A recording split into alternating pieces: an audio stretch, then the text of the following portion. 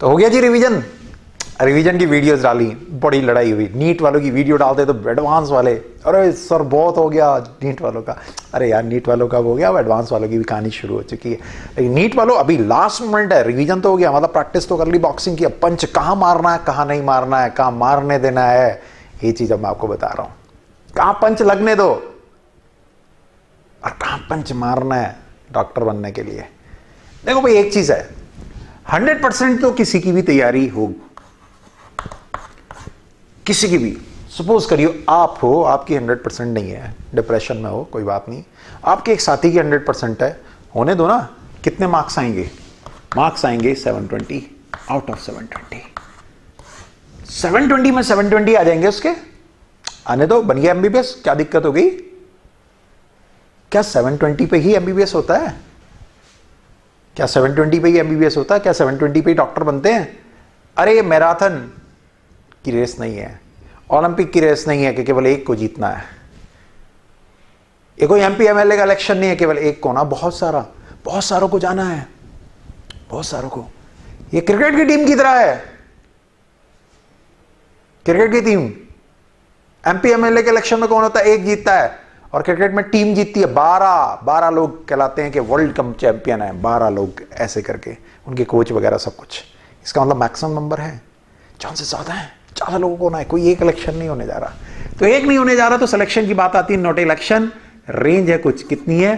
500 plus, 500 से plus और 700 के बीच में जितने भी आओगे सारे डॉक्टर कहलाओगे। आने दो एक के 720, वो भी अपने आगे डीआर लिखेगा, नीचे एमबीबीएस लिखेगा। और आने दो एक के 600, वो भी अपने आगे डीआर लिखेगा, नीचे एमबीबीएस लिखेगा। तो क्या हो गया? कोई मतलब नहीं यार, क्या को टेंशन ले रहे हो? तो जरा बात कर लेते हैं आपसे, क्या 720 कब आएंगे? जब 180 क्वेश्चन को 4 इंटू 720 आएंगे, मतलब सारे क्वेश्चन अटेम्प्ट करोगे तो 720 आएंगे। और 500 पर हम डॉक्टर बनने जा रहे हैं, तो हमें कितने क्वेश्चन अटेम्प्ट करने हैं? मतलब सीधी सीधी बात है, मैथ्स का मैं कोई कैलकुलेशन नहीं बता रहा। 500/4, एक क्वेश्चन के 4 मार्क्स हैं, तो कितने क्वेश्चन होने चाहिए? 125। देख लीजिए मैंने कहीं गलत तो नहीं करा। 125 का मतलब ये है, सीधे सीधे मैथ्स के हिसाब से करूं। कई बच्चे कह रहे होंगे कि यार ऐसे ऐसे करके लिख रहा है, तो हमें भी पता है। नहीं, डर निकालने की कोशिश कर रहा हूं। कितना? 5। कितना? 5।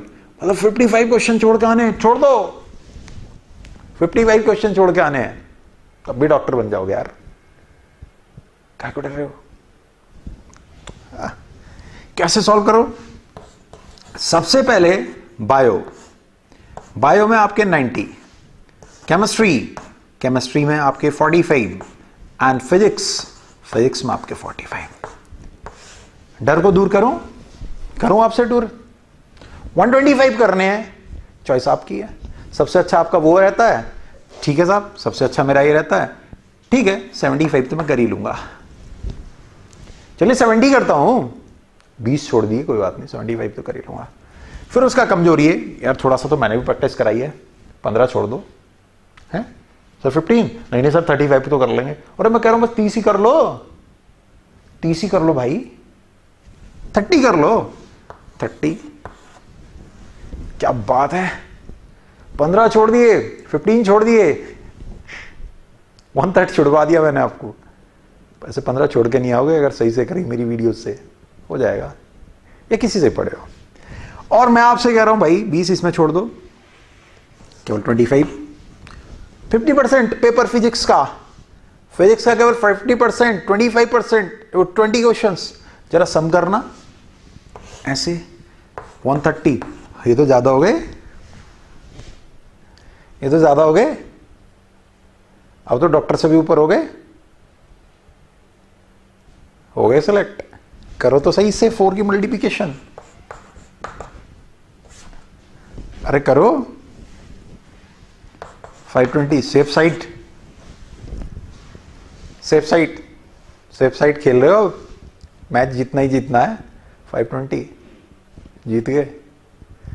इसका मतलब क्या है कि यहां पर कुछ भी गेम उलट पुलट होता रहे, 5 ओवर कम कर लो यार, तब भी जीत रहे हो।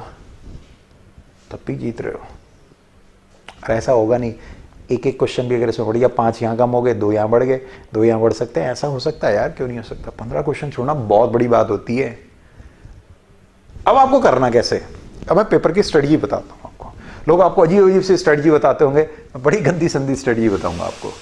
तो आपको इतना एनालिसिस करना तो भी काम चल जाएगा, तो घबरा क्यों रहो, छोड़ने की चिंता करो। कितने छोड़ के आने, छोड़ाओ 55 छोड़ के आने, ऐसे करके रिलैक्स हो जाओगे, यार 55 छोड़ने कोई बात नहीं, छूट जाएंगे, कोई दिक्कत नहीं, ऐसे। लेकिन करना कैसे, उस पर बात करते हैं, कैसे पेपर को डील करना है। सबसे पहले एग्जाम से एक दिन पहले रिलैक्स रहिए, केवल फॉर्मूले वगैरह को देखते रहिए। Before exam, 1 day before exam, मैं बहुत शॉर्ट में इस चीज को बताऊंगा। रिलैक्स, रिलैक्स बिल्कुल। कैसे, जितना करना था कर लिया, सारा गेम वहां पे मेमोरी का होना है। दिन में थोड़ा सा इधर उधर चहल कम करिए, घूमिए फिरिए, शाम को थोड़ा सा घूमिए, और रात को जल्दी सो जाइए 10 बजे तक। नहीं, जैसी आदत है, वो आदत तो आपको मैंने बता रखी, 10 से 5 की डाल के रखिए, सो जाइए। रात को पानी उनी कम पीना, मैंने बताया था। खाना वाना टाइम से खा लेना, थोड़ा सा अपना खा पी करके, हल्का भी नहीं खाना, हैवी सा खाना खा के पानी कम पीना है। पानी शाम को 6, 7, 8 बजे पी लो, और उसके बाद सो जाओ आराम से, कंफर्टेबल जोन बना करके। मतलब ऐसा ना हो कि लाइट नहीं आनी है रात को, या कोई भी ऐसी अनकंफर्टेबल चीज़ होनी जिससे आँख खुल जाए। रिलैक्स, जब भी आँख खुले एक ही बात कहनी है, एक ही बात कहनी है यार, 55 क्वेश्चन छोड़ के आऊँगा, सो जाओ। 55 क्वेश्चन छोड़ के आने मुझे, अपने आप नींद आ जाएगी। 55 तो छोड़ के आने यार, अपने आप नींद आ जाएगी। अगर ये कहोगे 125 करके आने हैं, डर लगने लगेगा, कैसे करूँगा कैलकुलेट करना, 55 छोड़ के आने हैं, सो जाओ, नींद आ जाएगी।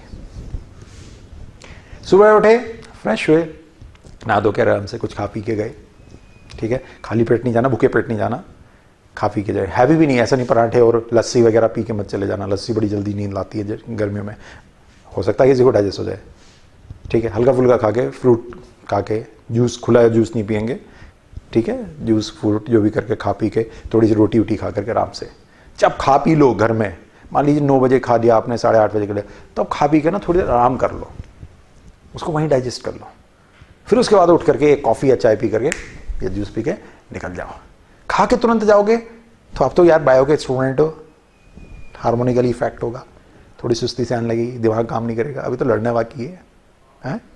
तो आपको क्या करना, खा पी के थोड़ी देर आराम कर लो, फिर उठ करके एक जूस या चाय कॉफ़ी पी के निकल जाओ। पानी की एक बोतल ले जाओ, पानी अच्छे से पीना। जो ड्रेस कोड वगैरह आपको बताए हैं, ड्रेस कोड जो आपको बताए हैं उनको फॉलो करना है। ड्रेस कोड, जो भी ड्रेस कोड आपके हैं उनको सही से फॉलो करिए, पहले पता कर लीजिए। थर्ड, पेपर को कैसे करना है।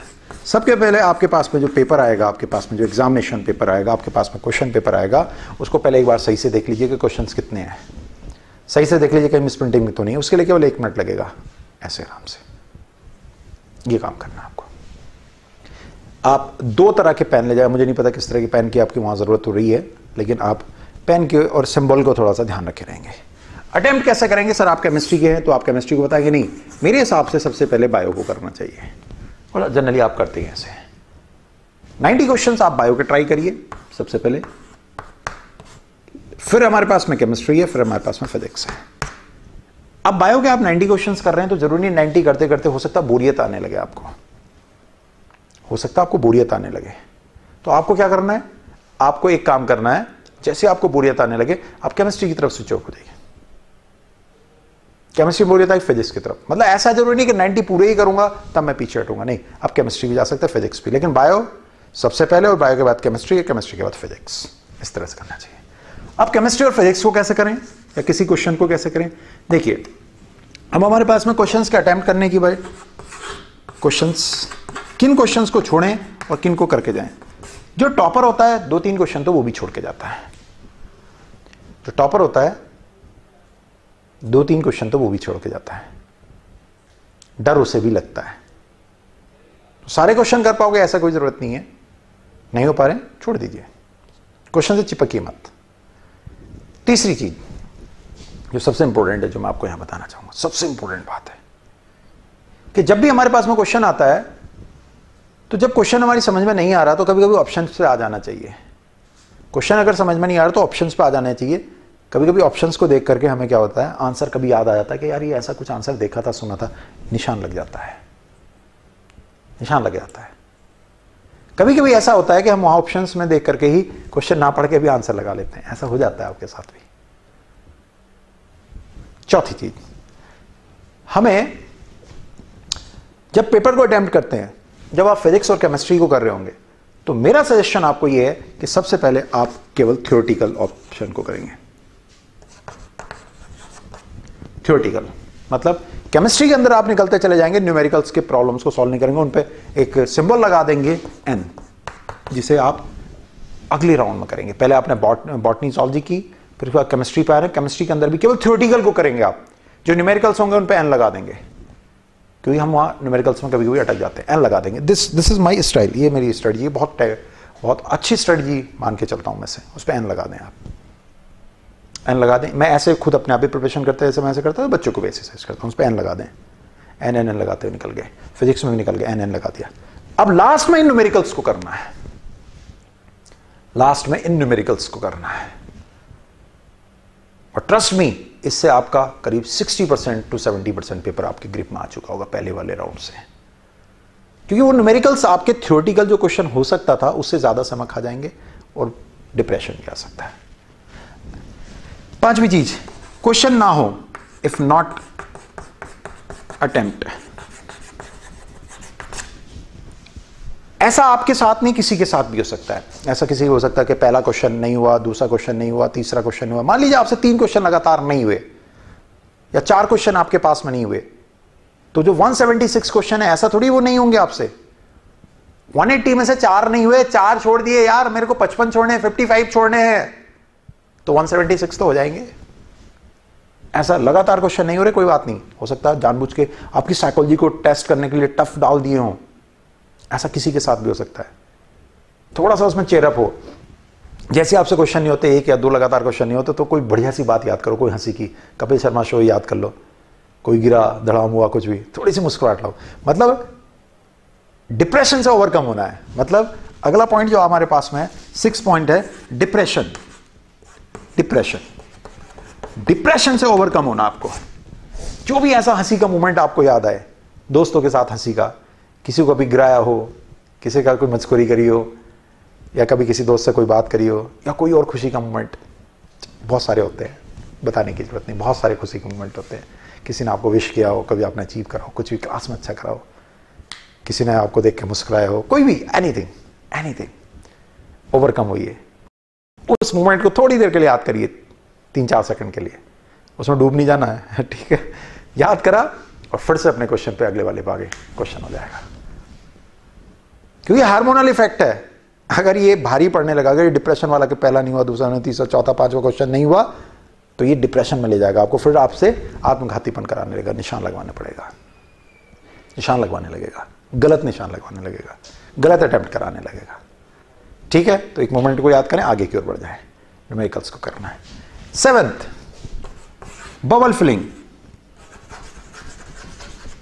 बबल फिलिंग, हमारे पास में जो बबल्स आपको भरने होते हैं वो कब भरें? क्या हर क्वेश्चन के बाद भरें? अगर आप हर क्वेश्चन के बाद भरेंगे तो टाइम खराब होता है। उसके लिए आपको क्या करना है? उसके लिए आपको थोड़ा सा टाइम देना है। कैसा टाइम देना है आपको?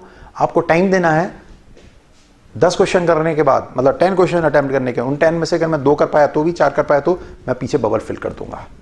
या 20 क्वेश्चंस करने के बाद में बबल फिल को जरूर करिए, नहीं तो एग्जामिनेशन और लास्ट मिनट में क्या होता है, इधर देख रहे हैं 1 को, उधर भर रहे हैं 2 को, इधर देख रहे हैं 6 को, उधर भर रहे हैं 7 को, गड़बड़ हो जाती है। ये सब चीजें 2-4 और एक्स्ट्रा मिनट लेती हैं, लेकिन ये बबल आपकी जिंदगी को डिसाइड करता है, इसलिए आराम से भरिए बबल फिलिंग, ठीक है। नेक्स्ट,